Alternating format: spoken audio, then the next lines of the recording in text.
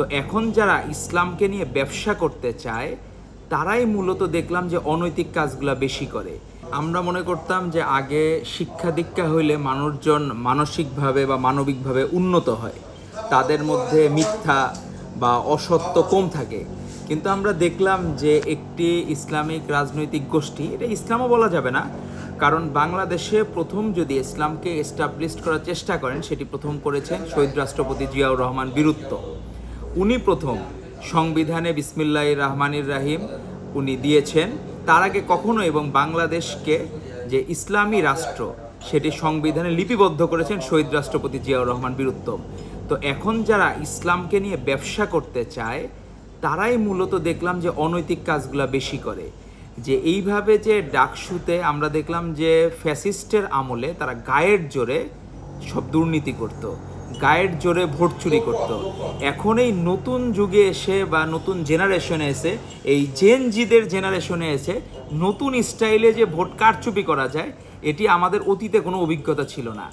যে ডিজিটাল ধরেন এআই বলেন বাকি সিস্টেমগুলো বলেন, আপনি যে ওএমআর মেশিন যাদের থেকে কেনা হয়েছিল জাকসুতে, যে আমরা দেখলাম ওই ওএমআর মেশিনটি জামায়াত ইসলামীর এক নেতার, সে তার ফেসবুকে 14 সালেও ওই সময় জামাত ইসলামীর নেতাদের বিভিন্ন কিছু প্রোগ্রামে যাওয়ার জন্য মানুষকে আহ্বান করত।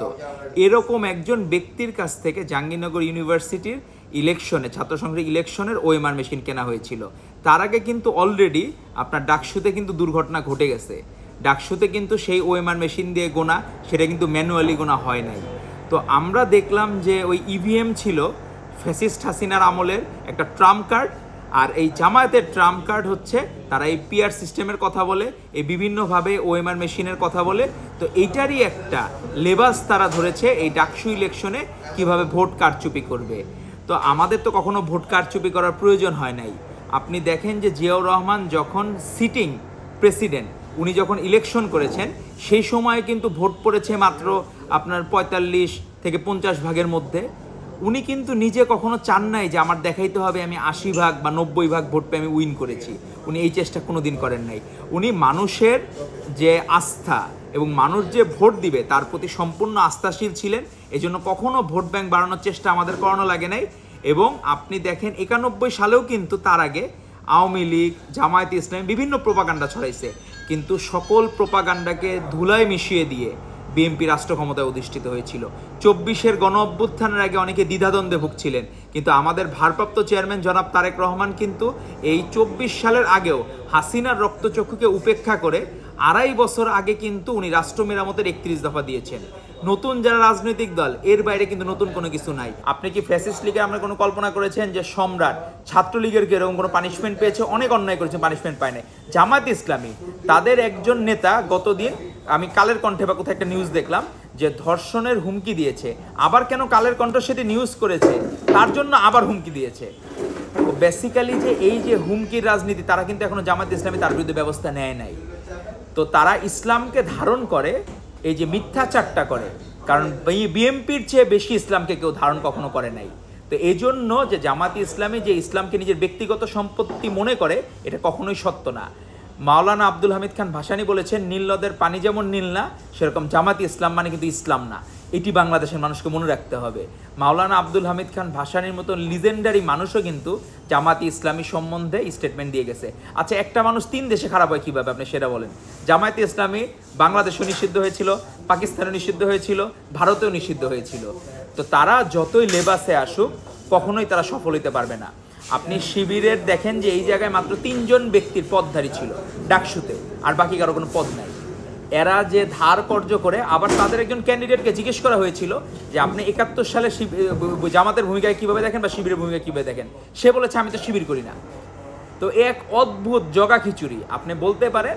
ডাকসুতে প্রহসনের মাধ্যমে, জগা খিচুড়ির মাধ্যমে তারা বিভিন্ন মিডিয়া হাইপ করে তারা চেষ্টা করছে নিজেদেরকে এস্টাবলিশ করা, নিজেদের অস্তিত্ব সংকটটাকে কীভাবে ঢাকা যায় সেটার জন্য চেষ্টা করতেছে। কিন্তু আমার মনে হয় না তাদের চেষ্টা সফল হবে।